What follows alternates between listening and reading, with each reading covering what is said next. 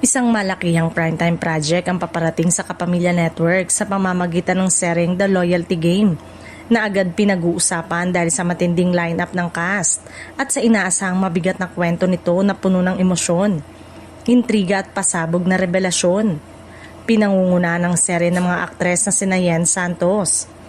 Yasi Pressman, Sofia Andres at Janine Gutierrez na pawang may kanika nalang signature style sa pag-arte at kilala sa mga karakter na tumatatak sa mga manonood.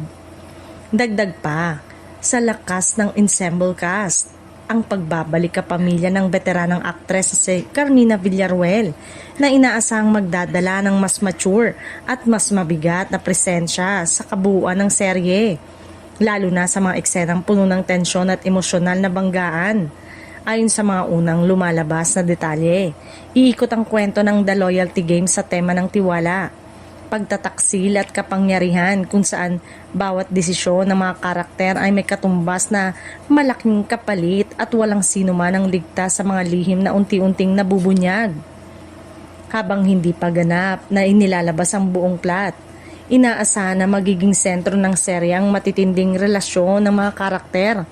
na masusubok ng panahon, ambisyon at mga sitwasyong pilit silang ilalagay sa pagitan ng tama at mali. Dahil sa pagsasama-sama ng mga aktres na may malalakas na personalidad at kanika nilang fanbase, inaasahang magiging isang malaking acting showdown ang bawat episode kung saan bawat eksena ay puno ng palitan ng emosyon at matitinding confrontation scene.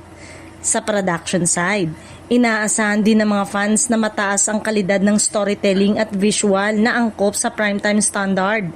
Lalo pat ang ganitong klase ng ensemble drama ay madalas na nagiging usap-usapan sa social media tuwing ipinapalabas.